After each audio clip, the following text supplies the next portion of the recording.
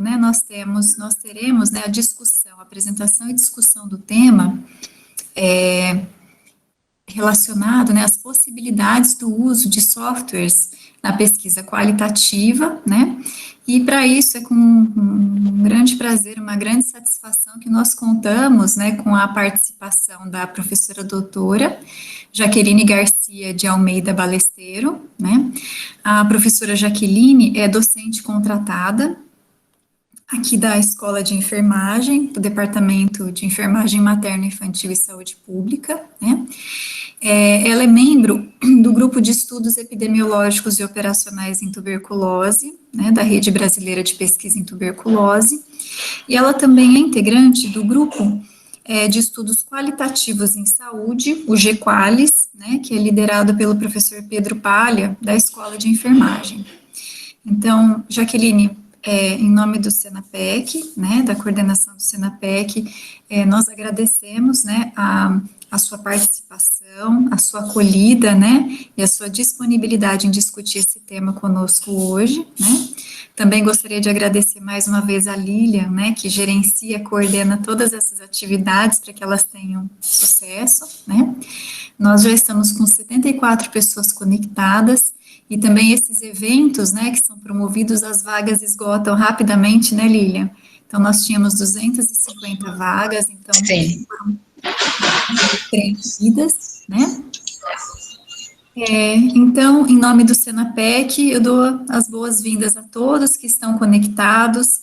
Então, desejamos, né, uma ótima tarde, né, uma tarde produtiva aqui, né, com a discussão do tema relacionado às pesquisas qualitativas. E, Jaqueline, eu vou ficar com você, tá, também aqui, então, se tiver alguma questão, o pessoal pode, né, digitando aqui no chat, né, que eu posso depois te ajudar com os questionamentos, tá bom? Então, é isso, pode ficar à vontade, Jaqueline, muito obrigada. Boa tarde a todos, boa tarde, Lilian, boa tarde, Aline. Muito obrigada pelo convite, a Aline já me apresentou, estou vendo aqui alguns rostinhos conhecidos nas fotos ao lado, a Gabriela, que é minha colega de turma, alguns colegas da época de pós-graduação. Então, o convite foi para falar um pouco da possibilidade de usar o software para pesquisa qualitativa. Eu montei uma apresentação, e aí eu pensei em a gente trabalhar os relatórios que esse software disponibiliza. E se vocês tiverem interesse, quiserem conversar mais, vou deixar meu e-mail, vocês podem entrar em contato. Às vezes foi usar e teve uma dificuldade, então a gente pode trocar algumas figurinhas. Eu vou colocar a apresentação e nesse momento eu não vejo vocês. Então, Aline, eu vou te pedir, ou Lilian, que vocês me falem se vocês estão vendo. Eu estou com duas telas, então às vezes eu fico entre lá e cá. Ok. Jaqueline, eu só esqueci de perguntar no início, você autoriza a gente gravar aqui essa atividade? Todos também presentes, né? Então, a gente solicita autorização também para que a gente grave, tá? E depois fica disponibilizado, né, Lilian, no canal lá da escola, né? Então, palestras, então, também para quem tiver interesse e disponibilidade em assistir depois, posteriormente. isso mesmo. Ok.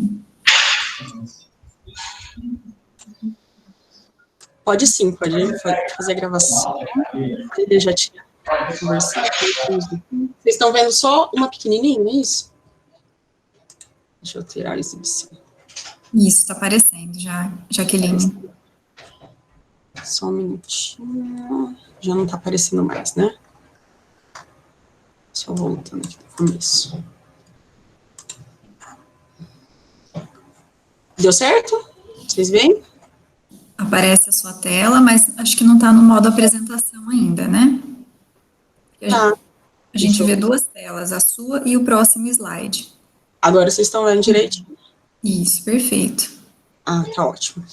Bom, então, o convite foi para conversar um pouco sobre essas possibilidades do uso de software para pesquisa qualitativa. Para pesquisa quantitativa, isso já está muito bem desenhado, e então a gente tem vários softwares, claro, mas isso já está muito bem definido. A minha intenção hoje não é, de forma nenhuma, esgotar o assunto, até porque tem muitos outros recursos que podem ser utilizados.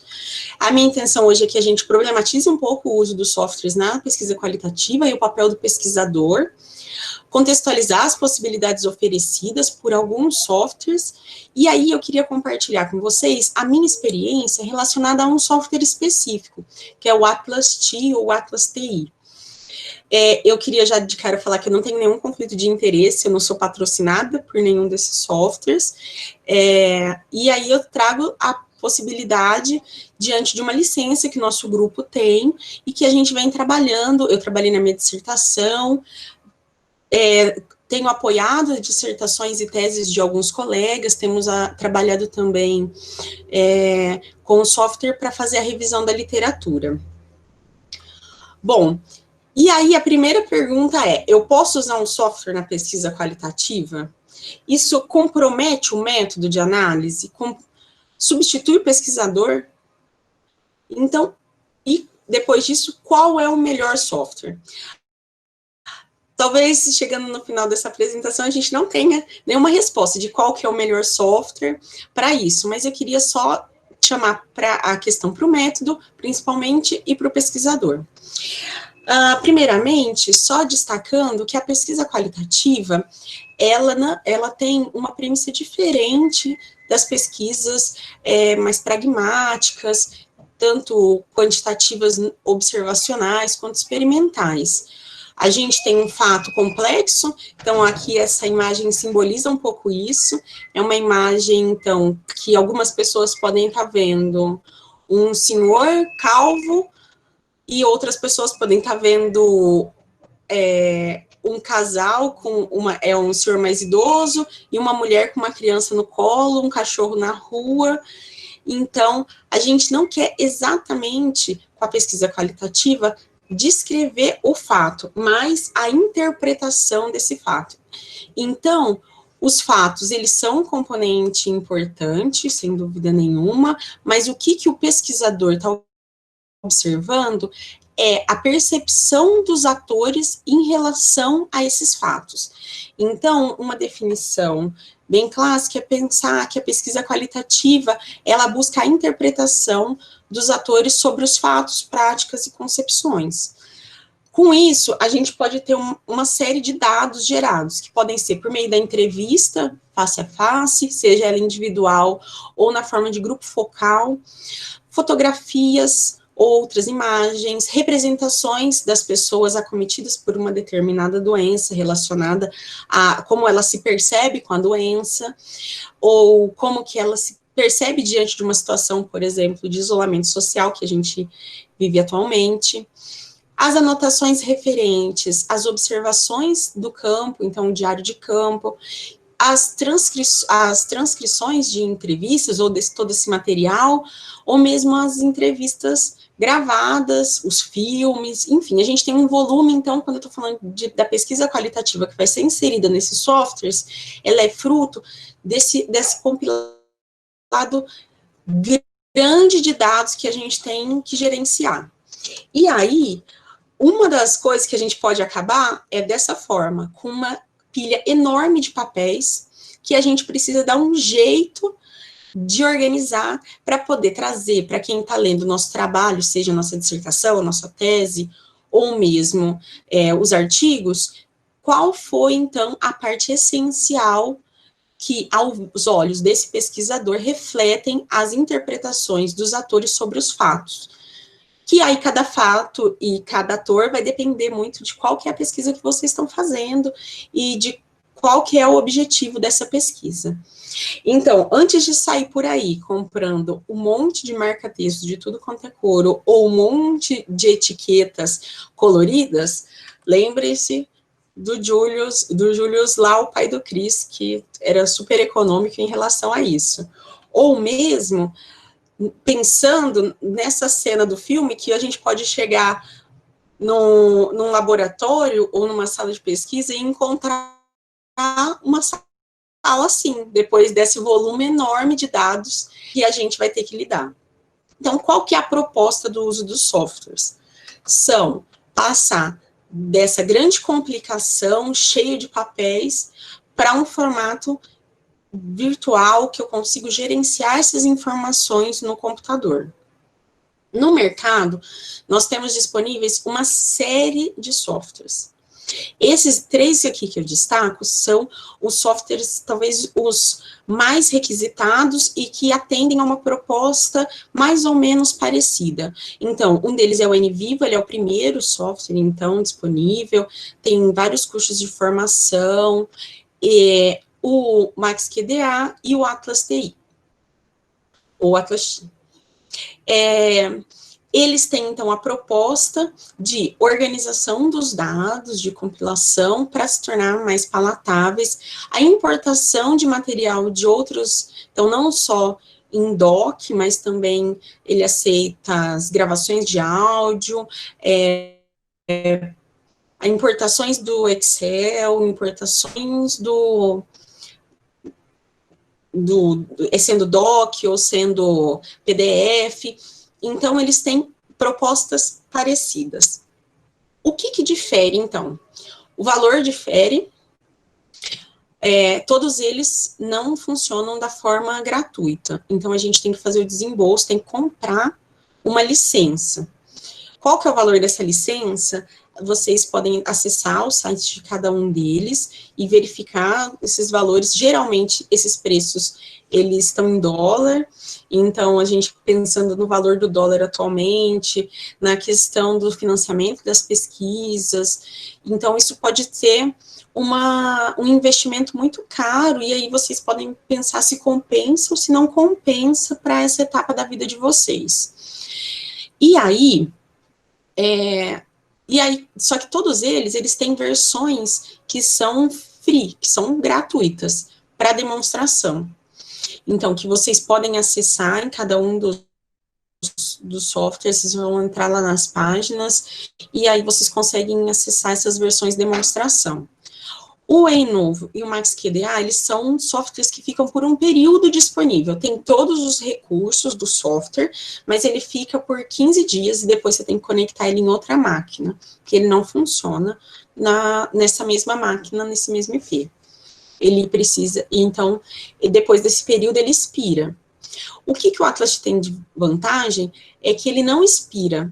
Então, se vocês pegarem uma versão demonstração, e eu vou falar mais para frente quais são as limitações que ele não expira, mas ele não tem todos os recursos, ele não permite ter todos os volumes de dados. Ah, mas eu quero fazer só um artigo para uma revisão, ou o meu volume de dados é bem pequeno, porque eu tinha uma questão qualitativa, 2, e eu quero, então acho que para mim casa. Eu quero fazer rápido, então eu queria aprender e logo começar a mexer. Então, depois desse período, esses outros 2 expiram, acho que o MaxQDA é 1 mês, o ENovo são 15 dias. E o Atlas TI, ele não expira, mas tem essa redução, então, das funções. E eu queria trazer, então, a minha experiência relacionada ao Atlas TI e pensar em quais são as funcionalidades que ele pode oferecer para cada um dos pesquisadores.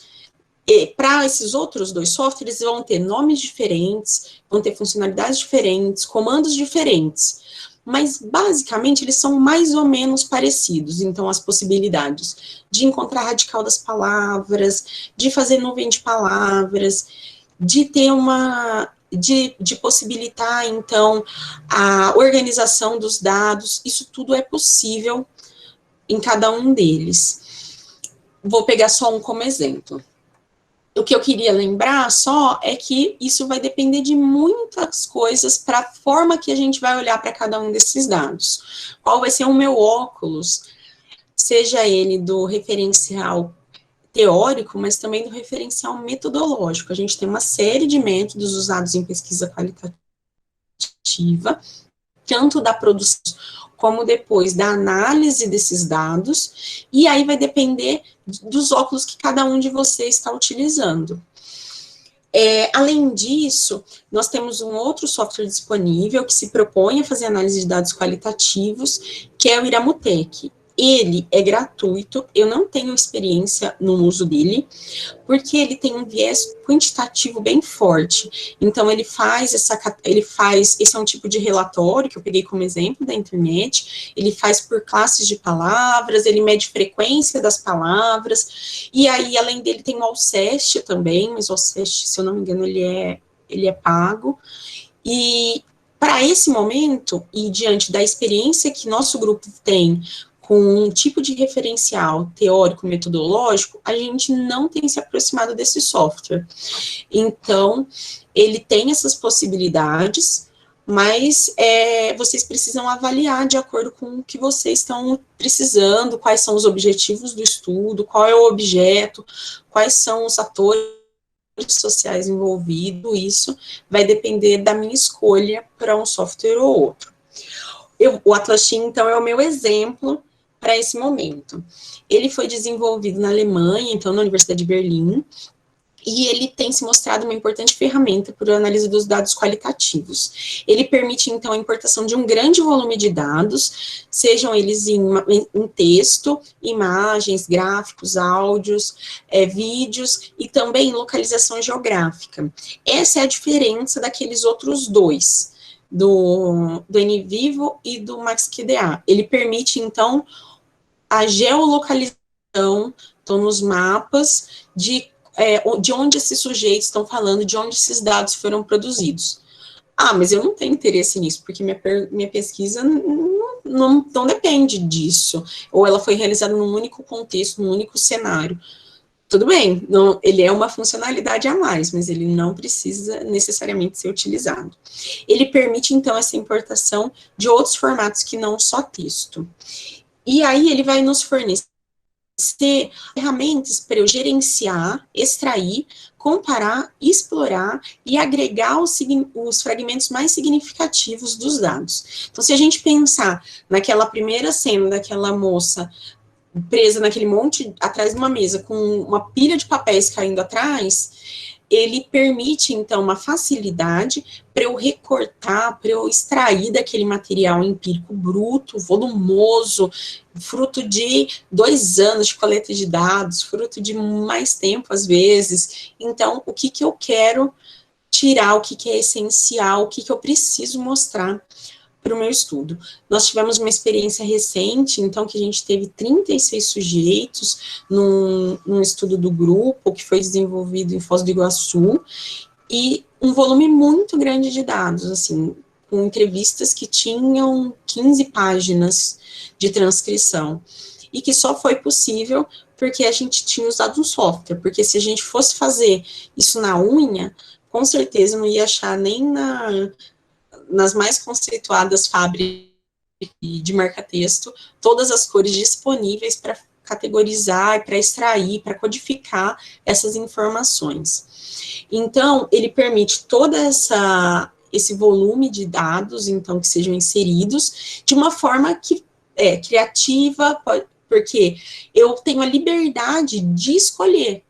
Então, assim, às vezes, se vocês viram o nome dessa palestra lá na página da escola e acharam que eu ia apresentar uma ferramenta mágica, que vocês iam colocar os dados lá e eu extrair um relatório que vocês só iam colar na tese e começar a discutir, não foi, eu sinto frustrá-los, mas não é essa a proposta do software.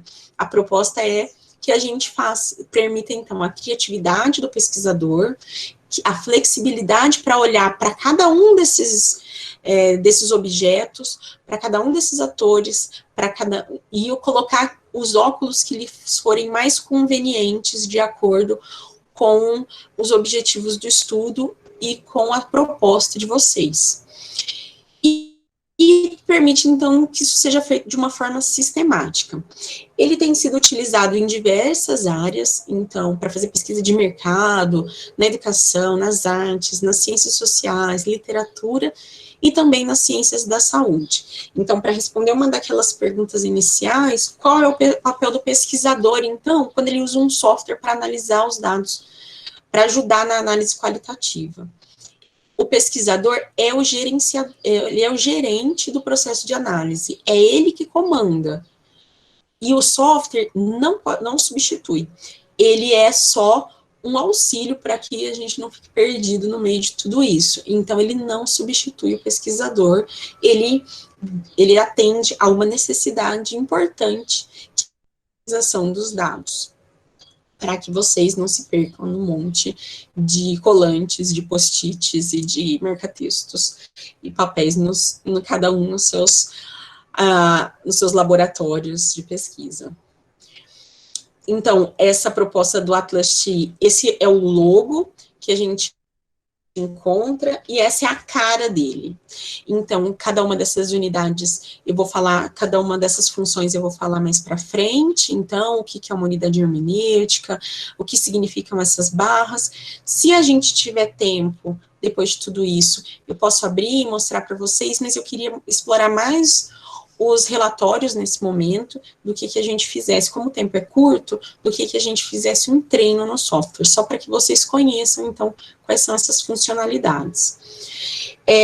Com a inserção dos documentos, então, o documento que eu analiso, ele vem para cá, ele fica aqui no centro, esses daqui são os códigos que eu inseri, então, quais são esses códigos que estão aqui nessas barras em cima, o que são os memos, o que são as citações e os documentos originais. E aqui são algumas funcionalidades, então, relacionadas a como fazer essa codificação.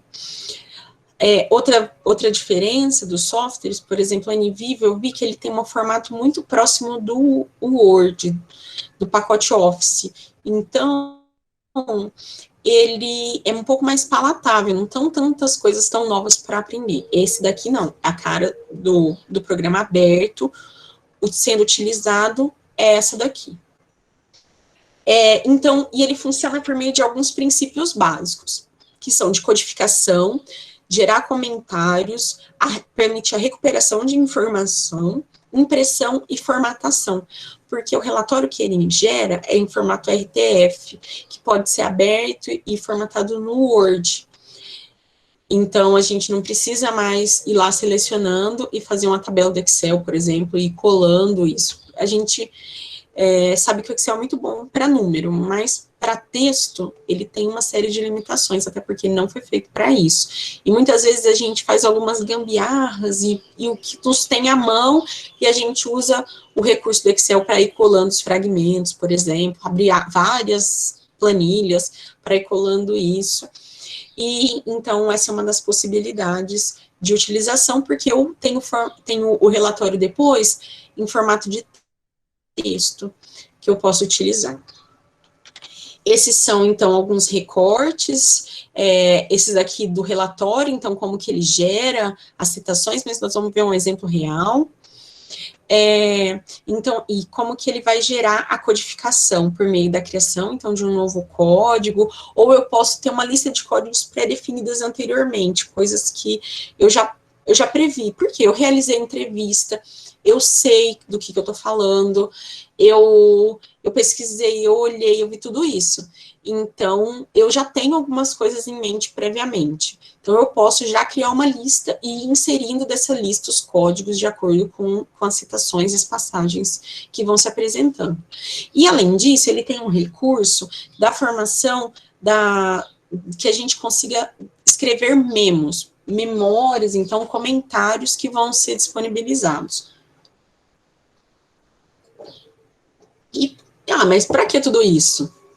A gente realizou a entrevista, então, por exemplo, uma entrevista. Então, eu sei que a pessoa que me falou aquilo, ela falou num tom sarcástico, ou ela hesitou, ou tinha alguém na sala, ou as salas eram muito grudadas e eram divididas por uma divisória simples, que a gente tinha certeza que quem estava numa sala escutava o que o outro estava falando. Ele estava num lugar que foi cerceado algum direito ou alguma liberdade para ele falar, e ele falou, então, e foi hesitante. Por exemplo, mas eu fiz 36 entrevistas, como que eu vou lembrar de tudo isso? Uma das formas é criar, então, esses memos, esses comentários, para que depois eu possa utilizá-los.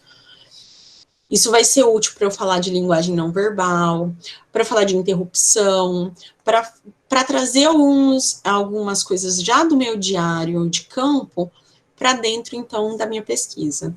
E ele vai permitir a visualização, integração, a intuição e a exploração desses dados. Eu visualizo, então, de uma forma bem clara e consigo fazer esse movimento fora do papel, na tela do computador. Consigo fazer, então, a integração desses dados, porque dentro de uma mesma unidade hermenêutica, que é como se fosse o documento, então, que é a unidade primária que vai ter todos as entrevistas, os relatos, os artigos, se vocês forem fazer uma revisão de literatura, pode ser utilizado. Então, tudo vai para lá, e não um de cada vez. Quando eu vou gerar os códigos, eu vejo tudo que tinha em todas as entrevistas. Tudo que tinha, então, em todos os documentos. Então, me permite essa visão mais ampla do meu objeto de estudo. A integração entre eles, um processo de intuição, porque eu consigo achar algumas coisas valiosas que eu, às vezes, não estava procurando. E a exploração desse material por meio, então, desses recursos que são disponibilizados, que são os dados, os códigos, os memos, e esses recursos tem também nesses outros softwares, nesses outros que eu apresentei anteriormente. A diferença é que esse daqui eu sei que jeito que ele apresenta, por isso que eu estou falando a partir dele. Os conceitos chaves, então, são de unidade hermenêutica, que é o grande mote, então, que é onde estão os documentos, onde eles vão ser inseridos. A unidade hermenêutica nessa representação seria tudo. Então, tudo que a gente vai colocar. Os documentos primários, que é o que vocês têm de dados da pesquisa. Pode ser os artigos, pode ser a transcrição das entrevistas, pode ser as entrevistas, os áudios, pode ser as gravações dos áudios, pode ser imagens, e aí cada um vai usar de acordo com o que acha conveniente. Ele não faz, uma coisa importante, ele não faz a transcrição. Então, se vocês colocarem um áudio para analisar, ele vai disponibilizar o áudio. Ele não vai disponibilizar o áudio transcrito em forma de texto. E aí, vocês vão ter que analisar se isso é útil para vocês ou não. Eu não tenho achado útil nas pesquisas que a gente tem feito, porque no final das contas, a gente vai divulgar, vai publicizar as informações em formato de texto. Então, uma hora ou outra eu vou ter que transcrever isso. Ah, mas ele falou muita coisa que não fazia sentido, eu quero um recorte específico, então dá para... Tudo bem. Então, se for útil para vocês, tudo bem. Para nós, para o nosso grupo, não tem sido útil diante dessas necessidades de ter o artigo impresso, de mandar para uma revista, de ter a tese digitada. Então, assim, ter o áudio para a gente não ajudou muito. Mas a gente tem um trabalho do grupo, por exemplo, que tinha o objetivo de identificar, então, e de analisar a vivência do doente de tuberculose que estava em situação de prisão, então, de aprisionamento, de privação de liberdade. E aí, diante da dificuldade de escolaridade dessas pessoas, e também de tentar exprimir alguns desejos ou sentimentos que lhes são muito íntimos, a nossa colega do grupo tinha como uma forma de coleta de dados que eles fizessem representações, então, para ele, o que era ser privado de liberdade e acometido por tuberculose. E aí ela pôde olhar para ela tinha um outro método para olhar, então, para analisar esses desenhos dos sujeitos, mas esse volume de dados pôde ser inserido no Atlas-T, e ela pôde fazer isso nesse contexto. E se a gente pensar que a gente depois vai compartilhar isso com algum colega que está ajudando na pesquisa, é uma pesquisa em grupo, ou vou discutir com o meu orientador, é útil ter num formato digital, porque eu consigo disparar, então, para as outras pessoas envolvidas. Se todo mundo tiver o software, a gente consegue abrir pelo software, se não, a gente consegue gerar o relatório e mandar para as pessoas esse relatório. Então, já facilita na hora de veicular a informação, mesmo antes que ela seja publicada. A gente tem também as citações, então, que são esses fragmentos que nos são úteis, se ele for por via localização geográfica, a gente vai ter o ponto de localização só. Se for imagem, a gente tem, então, esse recorte da imagem. Se ele for áudio ou vídeo, então, ele não é o texto, ele é a citação do formato que eu coloquei lá. Os códigos, que são os codes, que a gente gera, ou a gente importa de uma lista que a gente fez previamente, ou a gente vai... então eu cheguei lá na 10ª entrevista, eu tenho 20, eu cheguei lá na 10ª, e aí apareceu uma coisa que a gente não tinha dado valor até então, mas que está sendo recorrente, aparecendo constantemente. Então, não estava previsto, mas a gente precisa olhar para isso. Como que eu faço com as outras 9 que ficaram para trás? Então, tem um recurso para buscar o radical, então, para que vocês consigam localizar essas palavras. A gente não tem feito uso dos códigos gerados, e eu sei que alguns outros softwares fazem isso, que ele gera pelo radical da palavra, e ele gera vários códigos, e eu tenho que depois olhar para saber o que faz sentido para minha pesquisa ou não. Nesse caso, ele serve, então, para essa organização dos dados através dos códigos que eu alimento, eu pesquisador. Então, aí cada um desses códigos, eles vão estar relacionados a uma citação. Eu posso ter códigos que se relacionam entre si, então, e que formam famílias. Para cada um dos referenciais teóricos e metodológicos que vocês vão estar utilizando, ele vai ter um nome. Para o programa, ele chama Code Família. Ou uma superfamília, que é uma família de famílias. Mas aí cada um vai usar do jeito que o referencial que está utilizando manda. Então, se ele é um recorte, se ele é unidade de sentido, se ele é núcleo de sentido, o que vocês estão utilizando. Esse é um termo totalmente adaptável, que vocês conseguem depois fazer a explicação para as pessoas que vão ler o artigo de vocês, que vão ler a tese, a dissertação, o que vocês usaram como equivalentes. Então, os códigos foram os núcleos de sentido. E as famílias foram os sentidos ampliados, enfim, o que o referencial de vocês mandaram.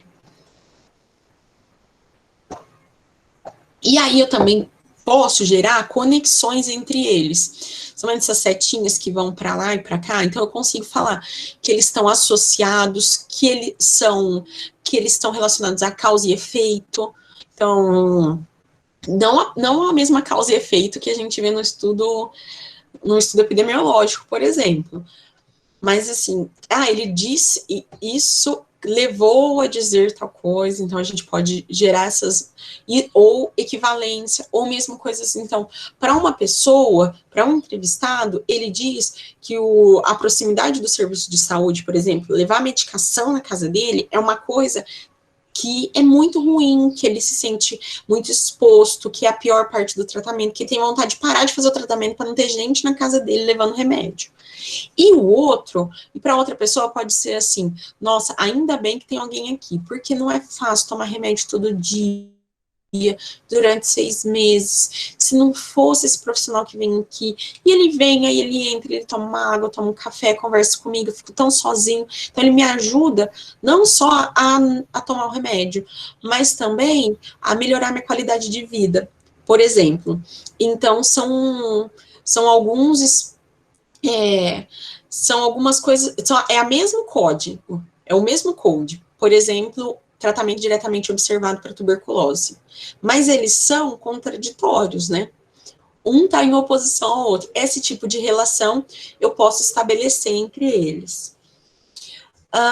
E aí, como que eu faço, né? E depois eu tenho como gerar esse mapa, se for útil para vocês. Eu tenho trabalhado mais com análise de discurso, então esses mapas não têm sido muito úteis para a gente. Mas pode ser útil para algum tipo de pesquisa que vocês estão fazendo. E como que eu faço, então? Tá bom, ele permite tudo isso, mas será que é uma coisa muito difícil de ser obtida? Então, o procedimento primeiro é instalar o software. Na verdade, antes disso, é fazer a pesquisa, né, gente? Fazer a coleta de dados e ter dado para ser analisado, seja ele proveniente da revisão da literatura, se vocês foram lá, buscaram e tem os estudos que vão ser analisados, ou fizeram a coleta dos dados por meio das várias técnicas, então, disponíveis. Aí, a primeira coisa, eu tenho que instalar o software. Eu preciso de uma licença. Essa licença, ela é paga e ela tem vários pacotes. Ela tem, e pode ter validade de tempo. Todos eles tem instalada a licença, ela tem a mesma funcionalidade. Ela pode ser usada, então, em qualquer computador, ela tanto faz ser sistema iOS como Windows. Ela ainda tem um formato de nuvem, então, parecido com o Google Drive, que pode ser utilizado, então, na nuvem. E ela fica disponível 1, 2, ou ela pode ter uma licença vitalícia. Então, que a cada atualização do software, ele atualiza o seu software já automaticamente, igual quando a gente está, você deseja atualizar o Windows não atualiza sozinho, mas deseja atualizar, tem várias atualizações, por exemplo, no Mac, tem várias atualizações que ele atualiza sozinho, ele permite essa atualização, clica, ele atualiza sozinho, você não perde as informações. E tem essa versão gratuita, que é uma versão demonstração. É uma versão bem útil, e eu acho que pode ser utilizada por vocês, desde que a gente perde no quê? Ele aceita só 10 documentos primários. Mas eu tenho 15 entrevistas. Então, você precisa abrir outra unidade de hermenêutica e talvez você perca essas coisas de trazer, de conseguir explorar, de conseguir integrar os dados entre eles, porque eu vou ter isso fragmentado. Não, mas eu tenho 8 entrevistas, é a minha iniciação científica, tem 20 páginas, mas são só 8. Beleza, então ele permite até 10, ele permite. Não limita o tamanho. Ele pode gerar só 50 codes. Então, assim, se vocês... 50 codes diferentes. Então, ele não tem uma quantidade limitada de citação. Por exemplo, eu tenho tratamento diretamente observado é um dos meus codes. Ele aparece 20 vezes. Contou como 20 codes? Não, contou como 1. Porque é um tipo só. Então, ele permite esses 50 codes, 30 memos, 30 comentários, fazer essas 10 networks, 10 conexões entre eles, 10 redes, e ele não grava automaticamente. Então, a gente tem que fazer o backup toda vez. Então, ele não adianta só colocar salvar, a gente tem que fazer o backup. Mas tudo bem, eu consigo conviver com isso. É melhor que pagar $1.000. Eu lembro, acho que foi a última vez que eu olhei, estava $1.000, 800. Bom, tem uma versão mais barata para estudante. Então, eu tenho... Para mim, resolve o meu problema. Eu quero agora... depois vai ficar salvo, o meu colega que também tem, pode, tá tudo certo. Então, a gente pode baixar, se para vocês resolverem, para mim não resolve, mas eu não sei se vou me adaptar. Então, baixem a versão demonstração e vejam o que vocês acham, façam o teste, salvem uns artigos, ou algum material que vocês já estejam trabalhando, usa para fazer a revisão de literatura do trabalho, e ver se vocês se adaptam, se isso serve para vocês. Bom, a gente precisa salvar os dados, e agora ele aceita também DocX e Doc, e aí a gente cria uma pasta no desktop, ou em algum outro diretório, e não exclui mais o documento. Por quê? Ele vai sempre se reportar a esse documento primário. Ele não importa o documento para ele. Então, ele vai sempre se reportar esse documento no computador de vocês. Então, cria lá uma pasta, sei lá, coleta de dados, tese. E não mexe mais. Coloca as entrevistas lá dentro e não mexo mais.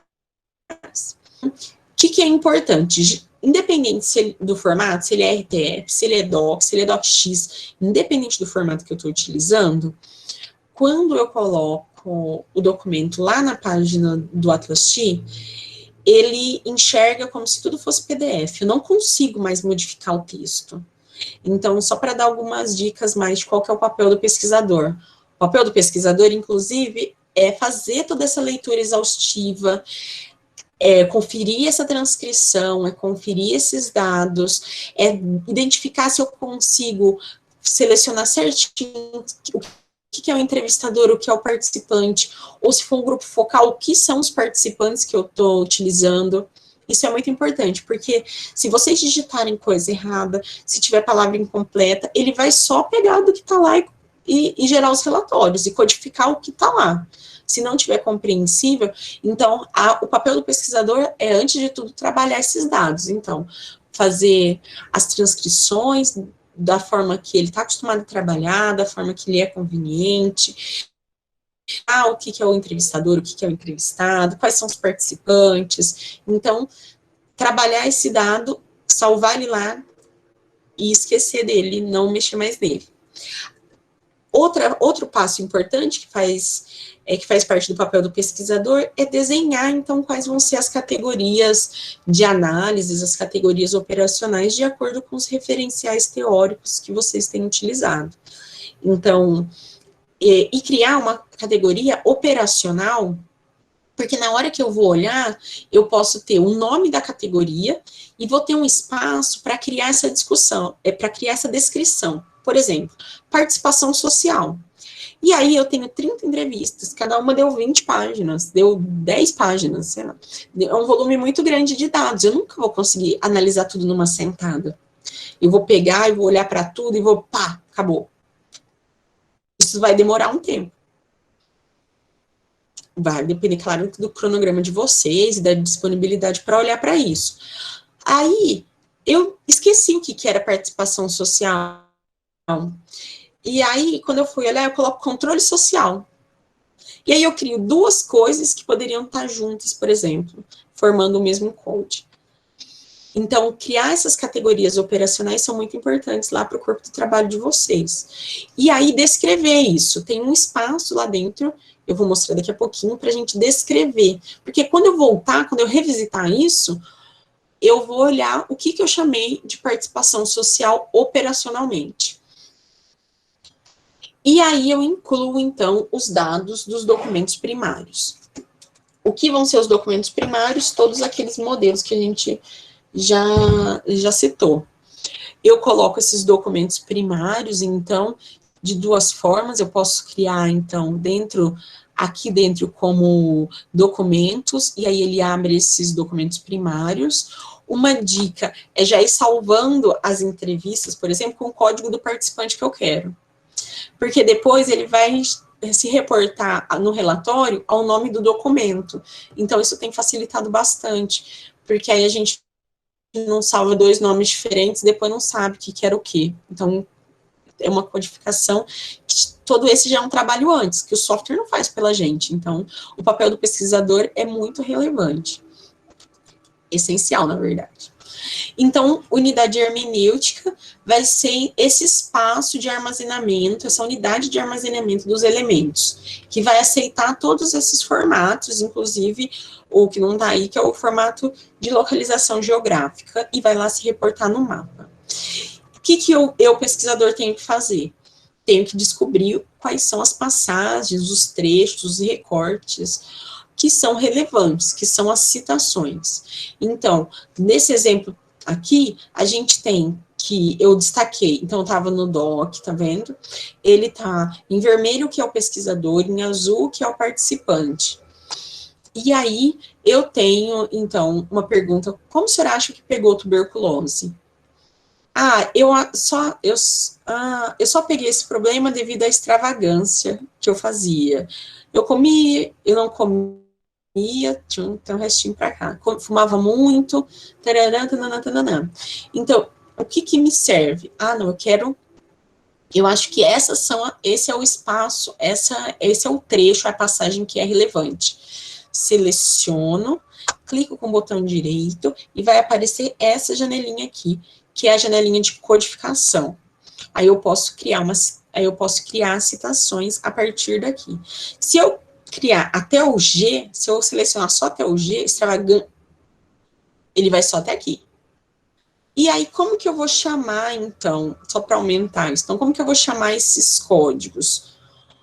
Esse, por exemplo, podia ser relacionado às percepções do motivo de adoecimento, causas do adoecimento, pode ser uma delas. E aí, eu vou criar, então, vou buscar esses códigos, que vão ser palavras-chave ou expressões que foram lá conceitualmente definidas. E ele tem por finalidade, então, guiar o processo de seleção dos trechos mais relevantes desses documentos.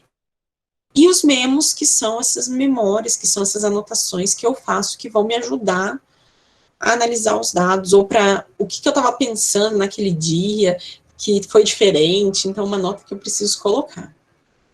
Então, quando eu entro, eu posso criar um código novo, ou eu posso, já tinha pensado nisso, ter uma lista prévia e ir inserindo.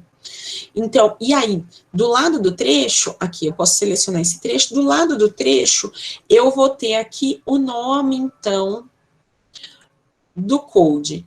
Quando ele tem esse lembretinho aqui do lado, é porque eu criei uma definição para ele. Quando ele não tem, eu não criei. E aí, vocês estão vendo aqui que tem as várias cores? Ele pode ter falado uma coisa, numa frase só, ter tido núcleos de sentido diferentes que eu quero entrar em mais de um code. Eu consigo colocar isso em mais de um code. Então, diferente, por exemplo, se a gente está marcando lá na mão, ou mesmo com o recurso do marcador de texto do Word, porque eu não posso fazer isso, né? E senão eu vou ter que criar um balão de comentário, enfim, eu não posso fazer isso, esse recurso eu posso utilizar dentro do software. E aí, esses memos são essas caixas, então, que me permitem... Jaqueline, posso só fazer uma interrupção rapidinho? É que em alguns momentos a imagem está ficando um pouco desfocada e deram a sugestão aqui de que quem está com a câmera ligada, só tentar desconectar a câmera, só para ver se melhora um pouco a qualidade da conexão, a visibilidade dos slides. Quer que passe mais devagar para dar tempo de focar e ver? Pode ser uma estratégia. Não, tá, é que tem alguns momentos que os slides ficam mais desfocados, principalmente quando você mostra aí as funcionalidades do Atlas T. Uhum, tá. Aí a gente depois também pode abrir lá no programa. Se quiser que volte alguma coisa, também pode falar, pessoal. Ou depois vocês quiserem deixar aí nos comentários. Então, esses são os memos que podem ser gerados. Ele tem, então, aqui eu teria todos os memos, por exemplo, que eu criei. Ele não tem um nome específico, mas eu posso agrupá-los depois. E aí eu posso criar, então, essa caixa, por exemplo, o doente, ele formula explicações para o surgimento da doença, que tem uma relação com a sua interpretação acerca do processo de saúde e doença. Então, essa poderia ser uma descrição da categoria do code, mas também pode ser uma das formas de eu lembrar quais são, então, essas formas de interpretação, depois trazer isso para discussão. Então, são algumas formas, uns lembretes para o pesquisador. E aqui, depois de tudo codificado, eu tenho que ter um volume grande para conseguir gerar esses relatórios, né? Então, aí eu consigo olhar, então, para tudo que foi codificado manualmente, pelo meu processo de codificação. Ah, mas eu perdi, lá no começo tinha um radical que ficou, quando ele começou a falar de ter febre, eu achei que, podia entrar nos sintomas. Só que aí todos eles foram falando que febre era uma coisa que debilitava muito, então começou a fazer mais sentido. Então eu posso buscar, ele tem essa função, então eu posso ir lá e buscar todos os que têm febre e olhar para os trechos e ver o que eu preciso destacar daquelas citações. Isso ele não faz sozinho, a gente faz por ele. E depois, o que ele faz, então? Ele permite gerar relatórios. Então, nessa função de verificação dos relatórios, então, que está aqui nas funcionalidades, nas ferramentas, eu tenho, aqui era uma versão de demonstração, então só tinha duas coisas inseridas, mas duas tem só 2 codes aqui no caso, não tinha nenhuma família, e aí eu tenho como imprimir, e esse code, concepção causal da tuberculose, eu tenho como vir aqui e imprimir, inclusive incluindo os comentários. E aí ele vai me gerar, então, relatórios que eu vou mostrar no Word, que eu acho que fica melhor para a gente entender, e essas daqui seriam, então, as notas gerais de quais seriam as famílias, e aqui esses codes, e o que tem aqui entre chaves é quantas citações estão relacionadas, então, a esse code. E tem a função, então, eu posso ainda olhar para essas categorias, para esses codes, e estabelecer relações entre eles, de similaridade, de comparação, de oposição. E o que seriam, então, as famílias? Elas são, então, unidades maiores, agrupamentos, que podem ser tanto de documentos primários quanto de codes. E aqui, nesse exemplo de uma pesquisa de iniciação científica que a gente conduziu, tinha, então, como que nós construímos essas famílias. Então, a partir dos codes de qual era a comorbidade, estilo de vida, história pregressa, motivo de internação, tratamento anterior. Quando a gente foi olhar para isso, a gente achou que todos eles se referiam a um grupo maior, então, de significados, que se relacionavam aos motivos de hospitalização. Isso daqui eu fiz no Word, tá, gente? Isso não é importado de lá. As dificuldades enfrentadas no processo de hospitalização. Tinha vários outros codes que estavam relacionados, então, a todas essas dificuldades que o doente tinha na hora que ele era internado. Mas tinha facilidades da hospitalização? Também tinha. E quais que eram as expectativas de alta?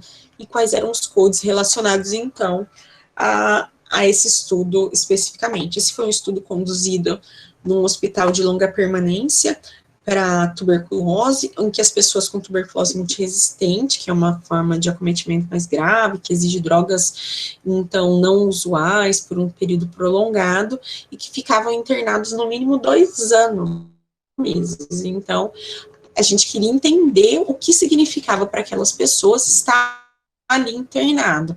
E aí, o que a gente trouxe foi que eles falaram muito da dificuldade de condução do tratamento em regime ambulatorial, que levou à internação, as dificuldades enfrentadas nesse processo, o que eles achavam que facilitava, o que ele tinha de expectativa, porque ele ia sair 2 anos depois. Então, isso para a gente era importante, e fazia sentido para olhar para os objetivos do estudo, que é para analisar as vivências do doente tuberculose multiresistente internado para o tratamento.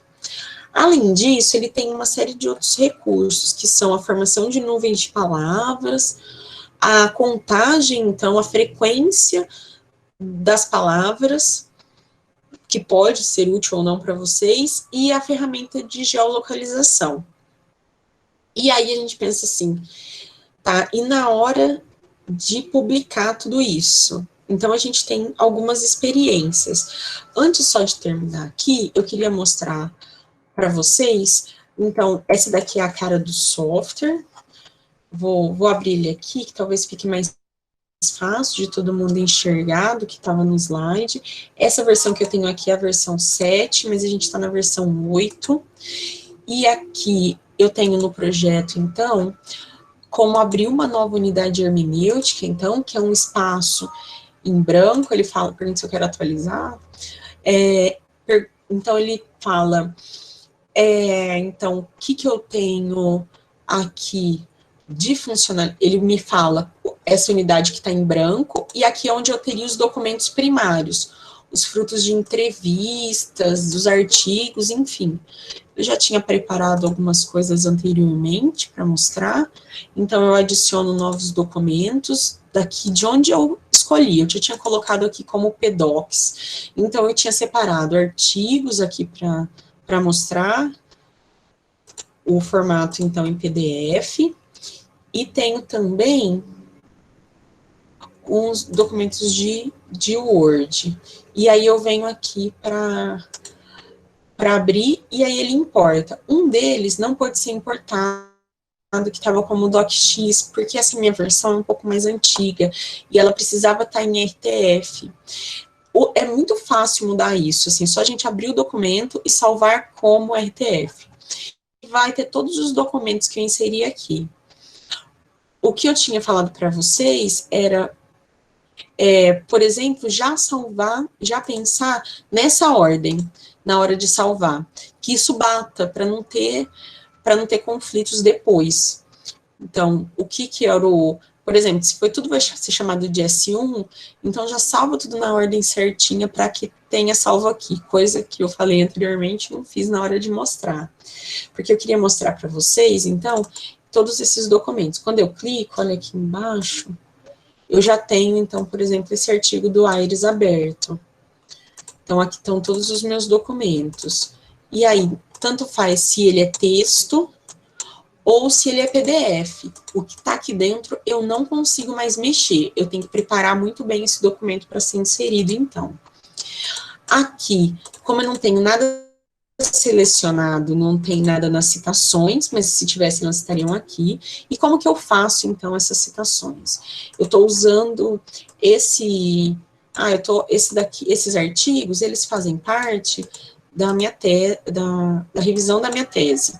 Se fosse esse o caso, que eu vou usar tudo na tese, eu tenho aqui artigos e desse lado as entrevistas da minha tese também. O que é o ideal? Eu abri 2 unidades hermenêuticas, uma para salvar a revisão e a outra para salvar a análise dos dados. E aí eu consigo fazer, as seleções de acordo com as categorias que eu estou, então, que eu estou previamente definindo. Vamos pegar os trechos das entrevistas, que eu acho que é um pouco melhor. Então, esse daqui é relacionado àquela pesquisa feita com os participantes do hospital que ficaram internados lá um tempão. Como você descobriu a doença? Eu já estava com mais de um mês tossindo, tarará, tananã, tananã. Então tudo isso daqui eu achei que é importante, eu quero chamar isso daqui de sinais e sintomas, ou gravidade da dor. Enfim, eu vou escolher como vai chamar, mas todo esse trecho ele é importante para mim. Então, eu clico com o botão direito e venho aqui na codificação. E venho criar, como eu não tenho uma lista prévia, eu venho criar esse espaço que é sobre sinais e sintomas. Eu disse para vocês que ele pode também ser do mesmo trecho relacionado a outra coisa. Então, a gente pode colocar, por exemplo, aqui, mas isso daqui está falando como que era quando ela fazia o tratamento ambulatorial. Então, isso me interessa para 2 coisas. Se tivessem outros, essa quantidade é ilimitada. E aí, ele vem assim. Espero que esteja dando para ver. Se não tiver, vocês interrompam, por favor. Então, os sinais e os sintomas vêm para cá como códigos. Esses codes estão aqui também. Se eu abro de cá, eles estão aqui. E eles são referentes, então, a esses documentos. Mas eu quero saber o que eu chamei de sinais e sintomas. São as manifestações clínicas da doença. Então, são as manifestações clínicas da doença. E é isso que eu chamei, ele já vai salvar automaticamente. Quando eu clico aqui, ele já me fala o que é. Então, essas manifestações clínicas, e assim por diante eu vou categorizando, e quantos mais códigos eu tiver aqui, eles vão estar mostrando quais são os trechos que estão aqui, e se eles fazem parte de alguma família. Eu também posso já vir com a minha lista prévia, então eu entro aqui em criar um novo item, e coloco essa lista porque eu sei que vai aparecer, eu fiz a entrevista, eu estou inserida, eu li, reli, eu transcrevi, então eu sei que vai aparecer adesão ao tratamento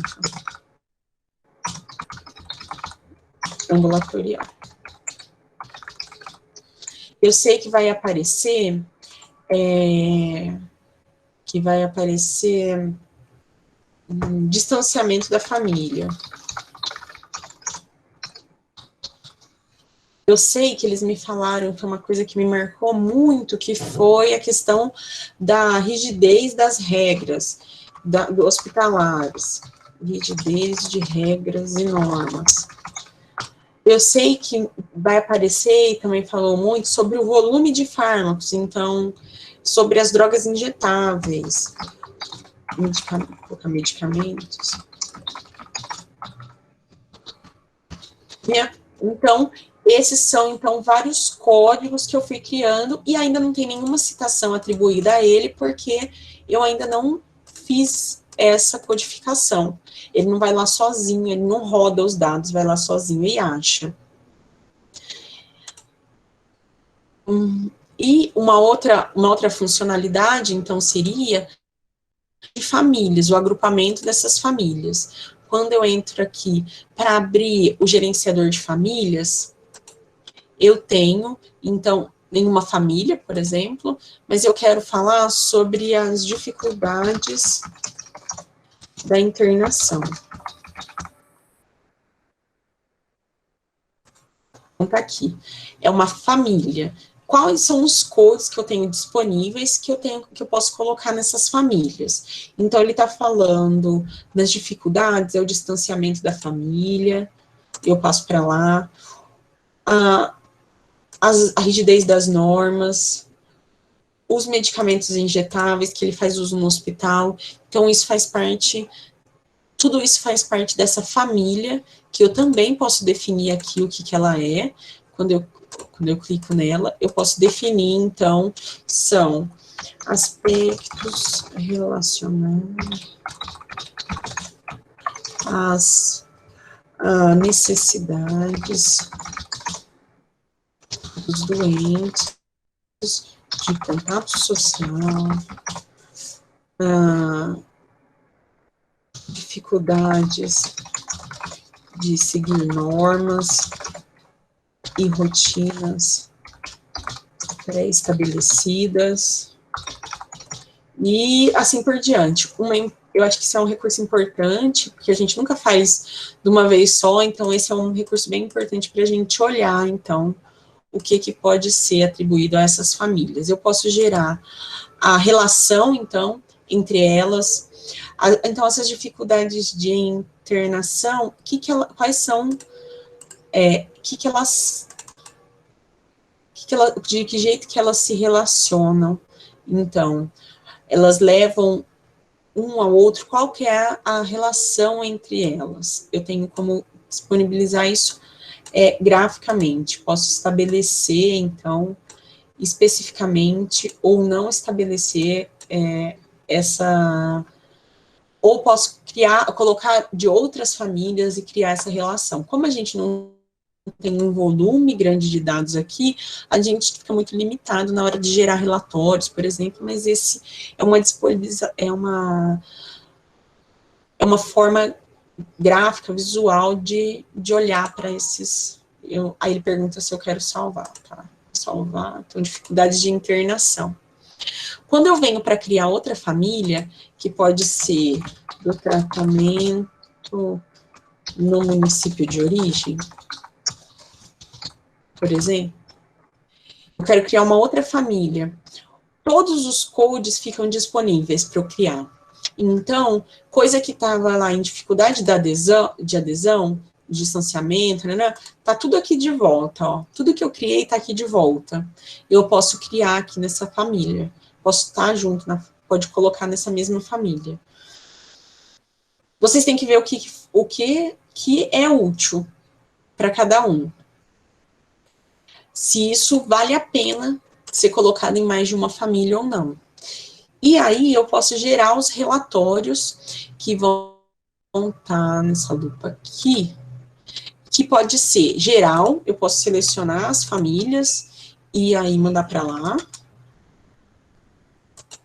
Ou eu posso, é que aqui ele não tem nenhum código com ele não tem nenhuma citação que está vinculada aí. Não, aqui tem 3, aqui tem nenhum. E posso gerar, então, um relatório para imprimir. Esse relatório para ser impresso, vou colocar aqui alguma coisa que tem. Nenhum deles tem nenhum, por isso que ele não veio aqui. Mas ele abre aqui a opção de imprimir. Quando eu coloco essa opção de imprimir, ele gera para mim um relatório que é assim.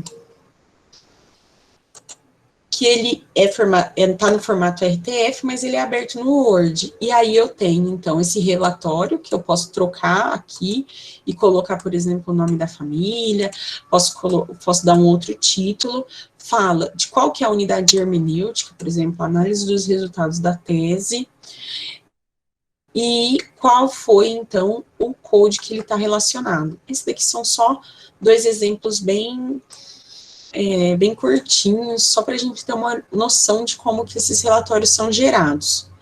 E aí, se a primeira... Então, aí eu tenho qual que é o nome do documento primário, qual que é o nome do arquivo, o trecho inicial da citação, essa citação era uma...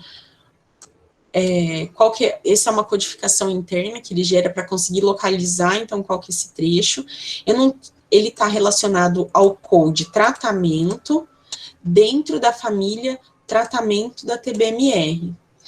E ele tem aqui, se eu tivesse outros sujeitos, que eu selecionei trechos, então ele ia estar aqui todos esses sujeitos e todos esses documentos na sequência. Então, ele ia esgotar tudo que tem dessa família para esse sujeito, depois ele vai passar para todos desse sujeito, e aí eu posso gerar o relatório tanto da família quanto do code, e ele vem sempre assim, em formato editável, que pode nos ser muito útil, pelo menos a gente tem visto nas nossas pesquisas que tem sido muito útil.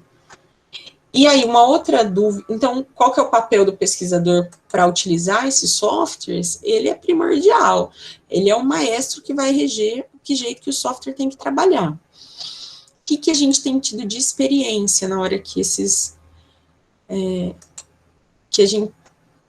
que a gente tem, então, o uso dos softwares. Dentro do nosso grupo, então, assim como o objeto da pesquisa qualitativa, ele não é neutro, eu também não falo de uma posição neutra, como a professora ali, membro do grupo de UTB, e membro do grupo de Equalis, e a gente tem trabalhado, então, nessa perspectiva em diversos materiais, na minha dissertação, em algumas teses, esse daqui é uma página lá do Teses USP, que são as orientações do professor Pedro, então, alguns dos nossos trabalhos que foram utilizados mais recentemente o software. E aí, na hora de publicar, eu preciso contar que eu use, porque essa é uma questão que ronda a cabeça de muita gente. Será que isso não substitui? Que jeito que você fez? Ele gerou sozinho, não gerou? Então, assim, a gente tem tido boas experiências na hora de publicar esses dados nas revistas científicas, e muitas vezes ele só precisa de uma frase para dizer que jeito que a gente fez o uso desses softwares. Então, esse software, então, geralmente o software Atlas-T foi utilizado para organização dos dados qualitativos, gerando relatórios que foram utilizados. Uma frase já tem sido suficiente, porque esses softwares têm se popularizado cada vez mais no meio acadêmico.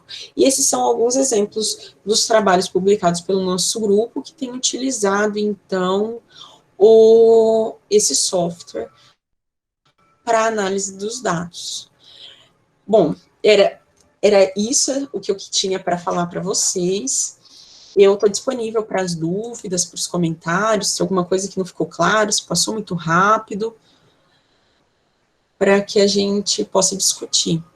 Vou até parar aqui a apresentação, mas se precisar a gente voltar para ver alguma funcionalidade, a gente volta. Jaqueline, muito obrigada, viu, pela apresentação, né? né, pela exposição aí em relação às possibilidades, né, que o Atlas Chi, ele oferece, né, para a organização, né, gerenciamento dos dados na pesquisa qualitativa. Só um pedido depois, né, disponibilização da aula, também os slides, porque em vários momentos a apresentação ficou um pouco desfocada, os slides. Então, depois, né, se alguém tiver interesse, aí pode acessar também, né, o material, e às vezes, se tenha ficado alguma dúvida, né, então, para tentar esclarecer, tá certo? Aqui as pessoas estão pedindo o seu contato, Jaqueline, o seu e-mail.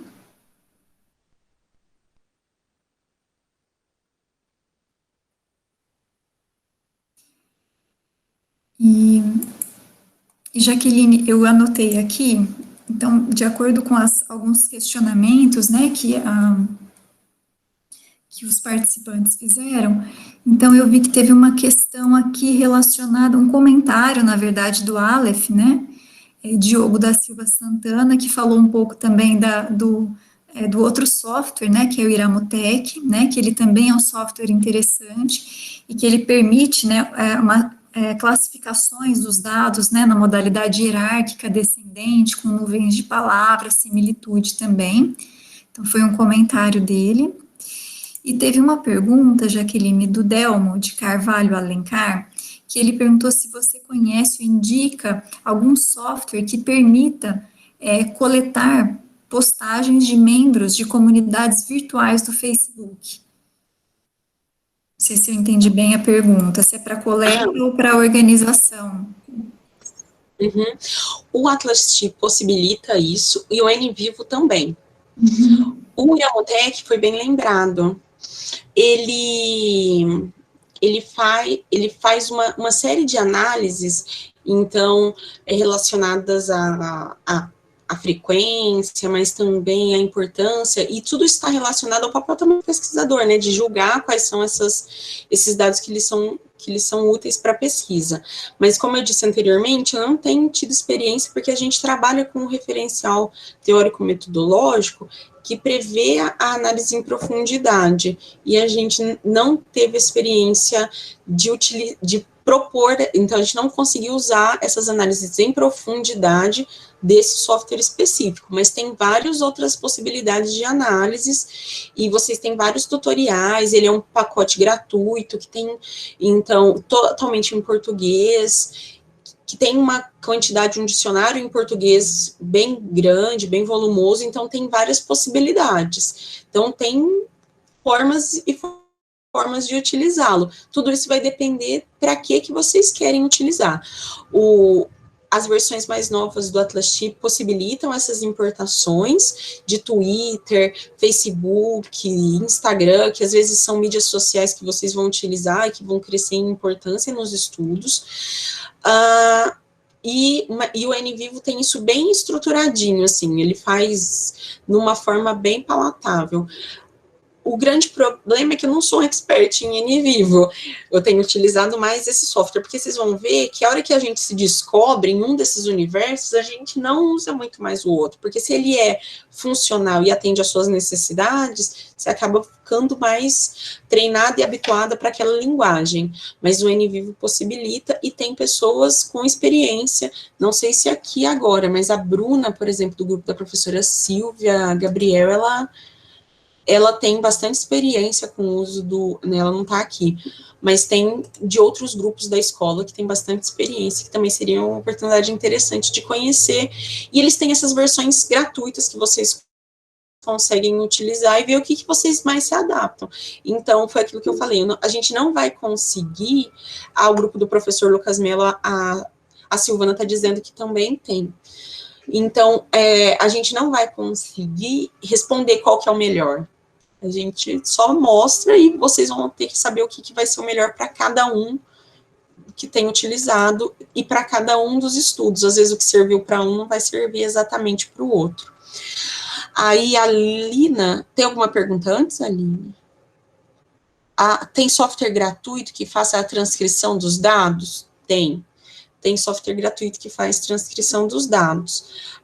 Cristiane, a gente tem que procurar. Eu não sei agora de cabeça te falar, mas ele existe e a gente só que a gente vai lá de novo olhar, ouvir e tomar bastante cuidado, porque muitas vezes eles vêm de outros idiomas, principalmente do inglês, e às vezes tem questões e sotaques e, enfim, ou interrupções que ele não consegue captar bem, mas às vezes pode ser um bom adianto para que vocês já não partam do nada para ir transcrever isso. Lembro que a minha pesquisa da iniciação científica eu gravei com uma fita fita cassete, aquela antiga, né? Então, cassete, a VHS era do vídeo. Então, com fita cassete, ficava indo, voltando, parando, então era bem difícil, não era nem gravador digital. Pode ser um adianto, mas que a gente precisa conferir depois. E a Lina está perguntando... Está falando das questões das pilhas de papel e dos marcadores coloridos. E é isso, né? Quem já visualizou, quem já fez uma pesquisa qualitativa na unha, sabe bem que acaba tudo bem borrado de um monte de outras cores, porque às vezes a gente faz isso. E aí pega uma cartolina e começa a recortar as coisas coloridas e pregar para que aquilo seja categoria tal. A Silvana está falando que o NVivo ele faz a transcrição, mas só numa versão paga. O NVivo, ele funciona, ele tem um pacote básico, né, Silvana, se eu não me engano, e aí ele tem complementos desse pacote. E um desses complementos é o que faz a transcrição. Então, ele tem que ser pagado, pago, né? Ele tem que ser pago à parte ainda. Então, a licença tem que ser paga e ainda esse é um plus do sistema que também precisa ser pago. Mas tem coisa gratuita. Se vocês me mandarem um e-mail, eu posso procurar com mais calma, inclusive com colegas que utilizaram, que eu até avanço, mas não avanço muito, não, porque a gente ainda sou um pouquinho mais raiz, né? Então, eu gosto de transcrever eu mesma as entrevistas, porque faz parte do que eu falei novamente, né, do nosso referencial metodológico, que para mim me interessa algumas sujeiras, por exemplo, as marcas linguísticas de né, não, as hesitações. Então, essa é uma coisa que eu gosto de fazer eu mesma, ou eu e mais alguém. Então, geralmente eu faço, mas eu tenho colegas que usaram, que foi útil, então, se vocês quiserem me mandar um e-mail em qualquer um dos 2 e-mails, eu pesquiso com elas e encaminho para vocês. Acho que Cristiane, pode mandar que aí eu pesquiso e vejo. Seria possível trabalhar com entrevistas em francês? A Maristel está perguntando. Maristel, tudo é possível, porque você que vai inserir os codes, você que vai gerar. Diferente, então,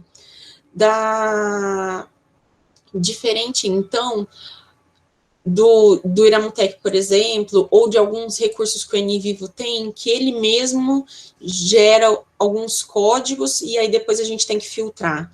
Então, você que faz isso. Então, você pode colocar em francês, ou em inglês, espanhol, enfim. O que for conveniente, o que for útil para vocês utilizarem. E eu sei que no NVivo também tem essa funcionalidade que você pode usar, pelo menos em português e inglês, e outros idiomas, enfim. Só que aí vocês precisam consultar alguém que seja expert nisso, que tenha experiência em usar, porque eu também só assisti algumas coisas, alguns tutoriais e algumas aulas relacionadas, então, ao NVivo. E o MaxQDA, ele é um pouco mais novo no mercado, e a proposta dele é importar mais coisas de outros programas, ter essa interatividade. Então, principalmente, ele tem sido divulgado para o uso de estudos de método misto, então, que é a integração entre dados quant e qualitativos. Mas é possível.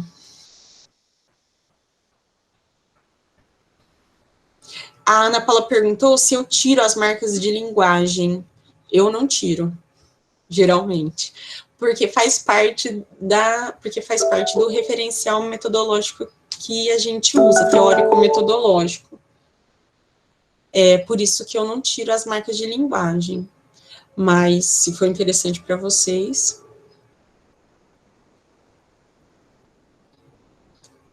Eu comprei... Eu tenho a versão gratuita. A Eudaronice está perguntando.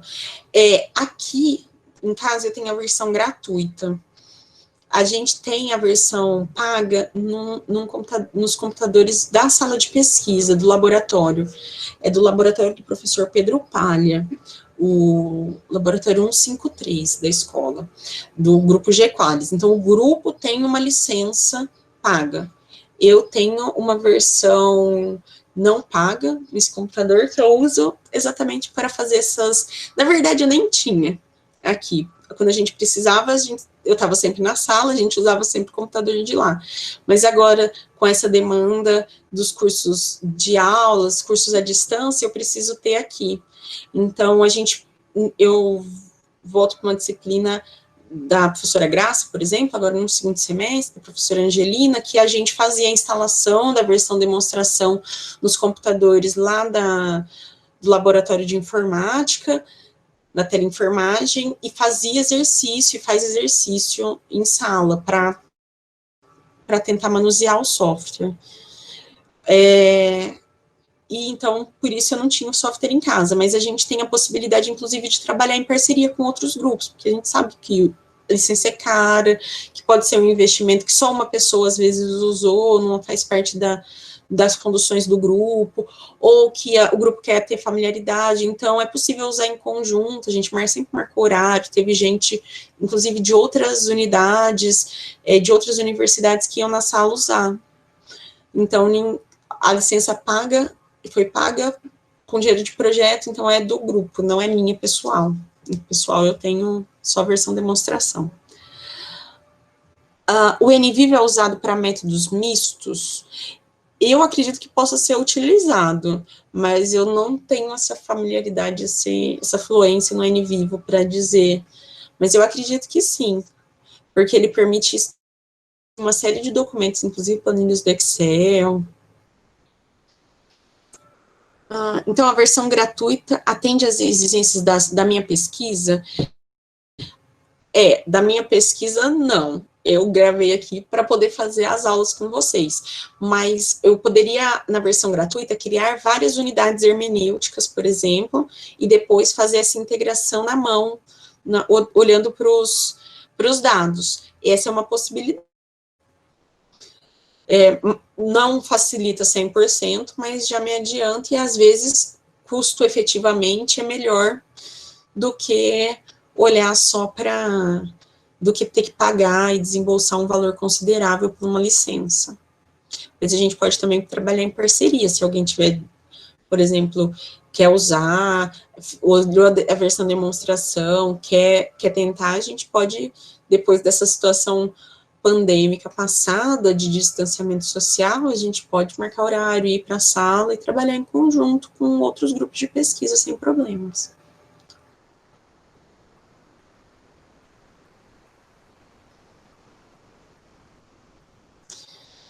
Será que tem mais alguma coisa? Mais alguma coisa, Aline, que eu deixei passar? Jaqueline, não, eu fui acompanhando também aqui, né, os questionamentos, então acho que você respondeu sim todas, né? Pessoal, alguém tem mais alguma pergunta? A Sueli, Jaqueline. Qual programa podemos usar para pesquisas mistas? Um programa só para fazer tudo, está perguntando, Sueli? Não a parte qual e a parte quant? Tá. Eu não tenho experiência com o uso, mas o MaxQDA, ele promete ser bem útil para pesquisas mistas. Ele tem também uma versão free por um mês, uma versão gratuita. Então, se vocês entrarem, é assim que escreve, MaxQDA. Se vocês procurarem lá no Google mesmo, já aparece, porque eles estão doidinhos para vender, depois vocês nunca mais ficam livres dos anúncios em todas as mídias sociais que vocês entrarem. Mas, então, deem uma olhada e vê se atende. As pesquisas mistas do nosso grupo, que tem sido utilizada, a gente tem rodado os dados separados. Então, a gente tem usado o SPSS ou o R para os dados Quant, usado o Atlas-T para os dados Quali, e depois a gente faz a integração dos dados na discussão de acordo com o referencial teórico-metodológico adotado.